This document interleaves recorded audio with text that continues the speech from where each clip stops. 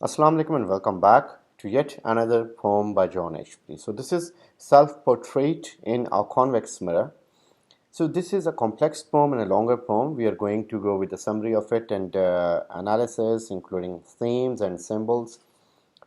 So this is about a portrait which is made or which is shown to be in a convex mirror by Parmigianino. So Parmigianino was an Italian painter. The painters from Italy have always been popular because this thing originated and succeeded in Italy first of all. So Florentine painters, they were always wonderful, that include Raphael, Michelangelo, Fra Lippo Andrea del Sarto, and now we are talking about Parmigianino.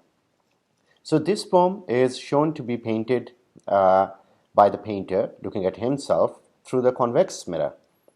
In fact, the portrait was painted on a wooden surface, but the image is shown as if it is taken from the convex mirror. Maybe the painter wanted to hide the deformity. So the painting is a bit distorted, and we find a deformity because he was said to be having a bigger hand. So to hide this deformity, he used this sense, like he focused on the painting to be on in a convex mirror, so that hand naturally looks bigger. So the painting is not making him look like distorted or deformed. So some words about Parmigianino. So Girolamo Francesco Maria Mazzola was his full name. He was known as Francesco Mazzola, and Parmigianino was his title. That means the little one from Parma. So Parma was a place there. He was an Italian Mannerist painter and a printmaker who was active in Florence, Rome, and Bologna, and his native city of Parma. So this is the introduction to the painter. So there are two defining features of a convex mirror which are shown here. So first of all is that reflection is distorted when we look through the convex mirror, and secondly, when you're looking through the convex mirror, not only the person who is looking through the convex mirror can see the people behind, even the people who are standing behind can look at the person who is sitting in front of the convex mirror. So this is the beauty of it. So the same thing is interpreted or treated by the painter. So जो उसमें बैठे हैं वो पीछे वालों को देख सकते हैं और पीछे वाले उस सामने वाले ऑब्जेक्ट को देख सकते हैं, जो इंसान को देख सकते हैं जो कि उस पेंटिंग में मौजूद है. So this is how the pome goes. So basically ये जो पेंटिंग है ये उसका एक तरह से वो दिखाना ये चाह रहा है कि जो पेंटर या जो राइटर दुनिया को क्या बताना चाह रहा है और दुनिया फिर इसको किस तरह इंटरप्रेट कर सकती है, looking at the picture, looking at the painter, or reading or going through what John Ashbery says. So the poem begins with a charming description of the painting, rich with critical perception and including excerpts from comments that had been made about the work at the time of its presentation in the early 16th century. So earlier 16th century में जब ये painting present हुई तो उसके हवाले से जो comments थे उन सारी चीज़ों को सामने रखते हुए ये पोम लिखी गई. It is essentially to remember that it is not a realistic portrait of the painter. So उसने इसको एक रियलिस्टिक माना में नहीं बनाया, as it is deliberately distorted and it would have been in a convex reflection. So he tried showing कि ये शायद इस तरह कॉन्वेक्स मिरर में हो तो तस्वीर ऐसी लगेगी. This eccentric tricky idea is consistent with stylistic experimentation of mannerist painters who often chose to present subjects in graceful distortion rather than attempt to record life with absolute accuracy. So यहाँ पे accuracy, क्योंकि mannerist जो painters थे, they would tend to include some distorted things in their painting, और little bit ये life से थोड़ा सा हटके होता था, थोड़ा सा different होता था. जो 100% accuracy होती थी उसको थोड़ा सा deny किया जाता था by these mannerist painters. So, यहाँ पे क्या है बेसिकली कि जो रिप्रेजेंटेशन होती है आइज़ की, that is very important. Sometimes looking at the I we feel the painting if that is of a human being, like about Mona Lisa. आप उसको देखें गुस्से में, वो आपको गुस्से में लगेगी, सैडनेस में देखें सैड लगेगी, हैप्पीनेस में देखें हैप्पी लगेगी. So for painters, eyes, they speak a lot and they take the painting or art to the soul. लेकिन यहाँ पे क्या है, इसमें स्पीकर को आइज़ जो हैं ये पार्मिगियानिनो की ये सेटिस्फाई नहीं कर रही और उसको लग रहा है कि ये एक फेलियर है, आइज़ को बनाने में उसने कोई मेहनत नहीं की और ये जो मेन सब्जेक्ट है उससे आइज़ डेविएट कर रही हैं, उसको दूर लेके जा रही हैं. How can one know reality? How does one record it in art or otherwise, given one's limitation as human beings? So, since we are human beings, we have our limitations of thinking. We can perceive things, we can interpret things. हम उन चीज़ों को जिस तरह हमें नज़र आ रहा है उसे इंटरप्रेट करते हैं. लेकिन यहाँ पे स्पीकर उसकी आइज़ के अगेंस्ट अपने कमेंट्स दे रहे कि they are diverting us, they are like snatching our attention like from the real thing, असल चीज़ से, असल मकसद से हमें हटा रही हैं. It becomes clear that however much he enjoys the painting, he senses its inadequacy as representation of reality. कि जो राइटर है वो पेंटिंग को पसंद भी कर रहा है लेकिन उसे लग रहा है कि रियलिटी मिसिंग है इसमें, आंखों में भी रियलिटी नहीं है, पेंटिंग में रियलिटी नहीं है. The flatness of canvas, however, cleverly manipulated. तो कैनवस तो बेसिकली लकड़ी का था जिसको मैनिपुलेट किया गया, पेंट इस तरह किया गया कि कॉन्वेक्स मिरर नजर आए. Militates against the kind of three dimensional experiments of life. तो थ्री डायमेंशनल एक्सपेरिमेंट्स या एक्सपीरियंसेस नजर आते हैं लाइफ के. सो इसमें the problem of holding on to experience leads into contemplation of past relationships and how thin they are in the memory. So time का एक बहुत बड़ा थीम इसमें यूज़ होता है कि रिलेशनशिप्स जो हैं वो किस हद तक थिन हैं, किस हद तक शॉर्ट लिव्ड हैं. How eventually everything shifts down into kind of blurred मश विदाउट मच सिग्निफिकेंस. किस तरह चीज़ें हमारी नज़रों से ओझल हो जाती हैं, हमारी मेमोरी से इरेज हो जाती हैं, इवेड हो जाती हैं. The poem juxtaposes the speaker's consideration of the painting with contemplation of day-to-day experience, attempting to come to some conclusion about the relationship between art and life. So he is trying to make a relation between art and life. वो रोज़मर्रा की चीज़ों पे question करते हुए, सोचते हुए art और लाइफ को मिलाना चाह रहा है, इनका एक रिलेशन देख रहा है. So the way in which the portrait in its convexity reaches out at the same time it recedes leads to conviction that art may not necessarily be satisfactory heaven for truth about reality. So whatever art is, it cannot go beyond the level of reality, or it cannot touch the reality. Art is art and we can make fabrications in art. We can make deceptions, we can make forgery. हम reality को change कर सकते हैं. So this idea that was of mannerism painters, this is not liked much by the writer who is writing the poem.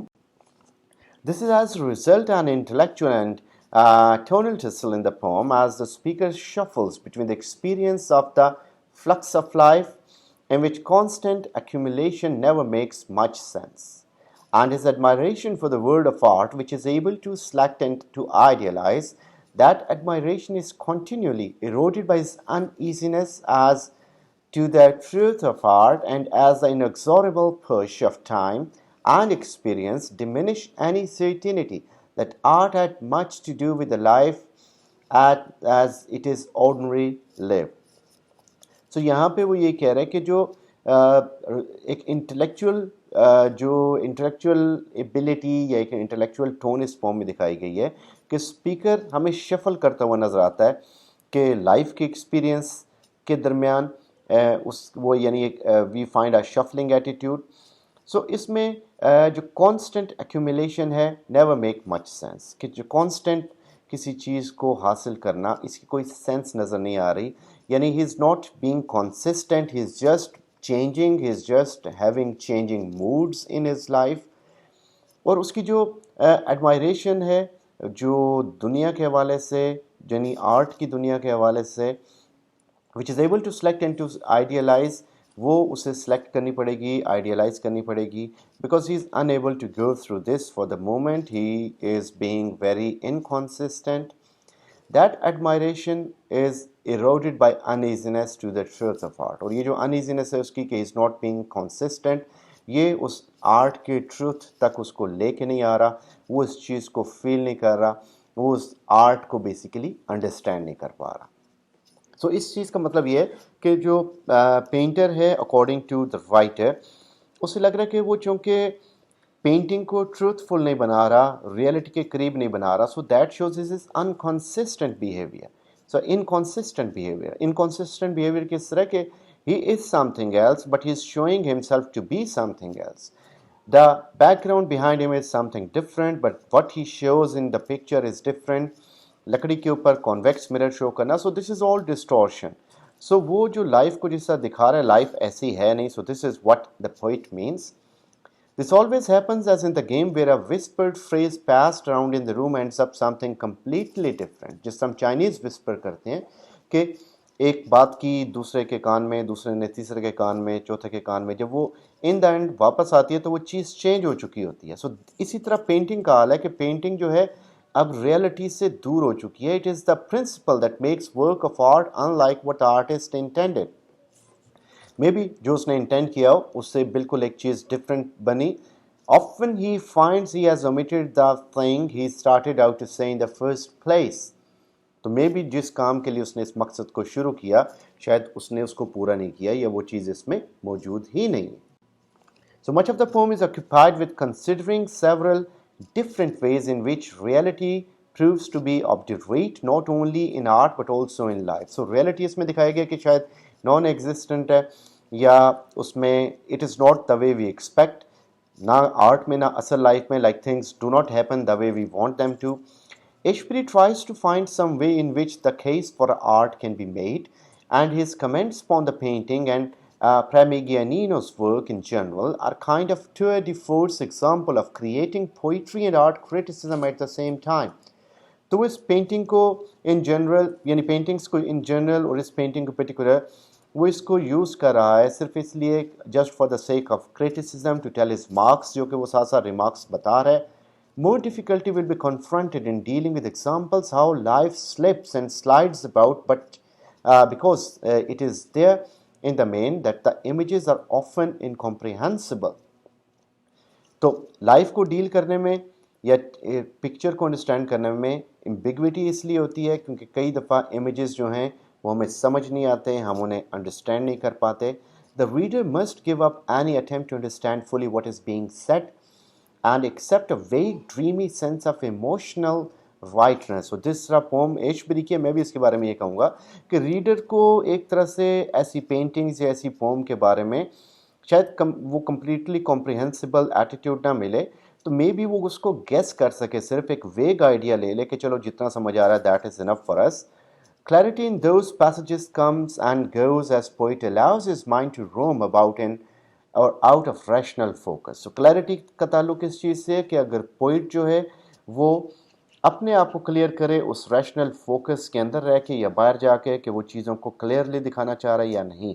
अगर clearly दिखाएगा तो चीज़ें वेग नहीं रहेंगी, और अगर क्लियरली नहीं दिखाएगा, ऑब्सक्योर रखेगा as in the case of this painting, तो वो चीज़ शायद हमारे क्लैरिटी में नहीं आएगी, यानी हमें समझ नहीं आएगी. So what does become clear is that Ashbery is not simply concerned with the painting, but with all art including poetry, कि वो सिर्फ एक पेंटिंग नहीं बल्कि इस तमाम पोइट्री की आर्ट के बारे में बात कर रहा है. This is major theme in his work, the inability of poetry to discover truth and to fix it once for all. कि जो पोइट्री की इनेबिलिटी है कि ये ट्रूथ को डिस्कवर नहीं कर सकती है, उसको मुकम्मल तौर पे फिक्स नहीं कर सकती, because reality is always in flux and the work of art is static. क्योंकि चीज़ें डिफरेंट हैं, रियलिटी में चीज़ें डिफरेंट हैं. आर्ट जो है इतनी यानी कॉम्प्रिहेंसिबल नहीं हुई कि वो उन रियलिटी के इमेजेस को एज इट इज़ ले ले और उनको समझा भी सके. Yet the poem goes ever further in suggesting that Ashbery is also talking about peculiar state of humankind, कि इंसान की humankind की state of mind के बारे में बता रहे हैं वो, which is always searching for truth and always at the Vim of constant change, क्योंकि इंसान जो है हमेशा चेंजिंग है और हमेशा सर्च की तलाश में है. So this is all what he is going to convey through this poem to the readers. So discussing the theme of self-portrait in a convex mirror. So first is art and artifice. So artifice, which is a tricky idea, tricky creation, जिसमें आप कुछ ingenuine चीज़ use करो किसी चीज़ को hide करने के लिए. Art is what you know what it is. So art and artifice means ke one is skill and one is a skill to mold certain things, to create some distortion, to create something, to snatch the concentration of someone or divert it somehow. जिस तरह की इस painting में उसने किया कि deformity को छुपाने के लिए कॉन्वेक्स मिरर का यूज़ किया गया. तो ये है जो कि रियलिटी में आर्ट के साथ होता है. पोइट्री, जिसका जॉन एशबरी ने कहा कि पोइट्री जो है वो रियलिटी को एक्सेप्ट नहीं कर पा रही, एज इट इज़ उसको इनकॉर्पोरेट नहीं कर पा रही.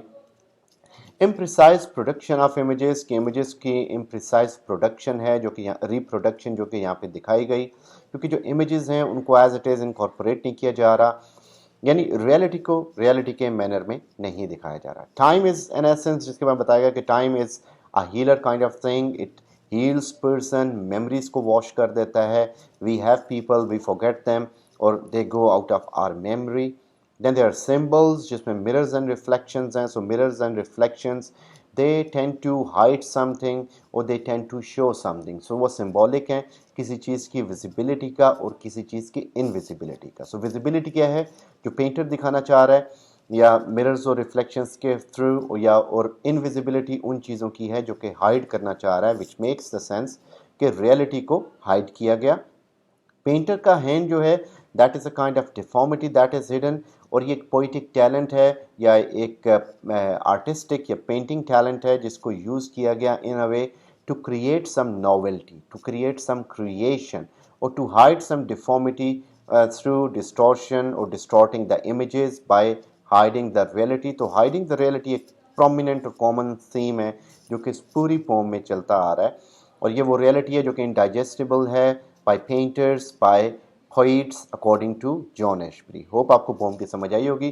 प्लीज़ इसे लाइक कीजिएगा, चैनल को सब्सक्राइब कीजिएगा और वीडियो को शेयर कीजिएगा. Thank you very much. Stay blessed.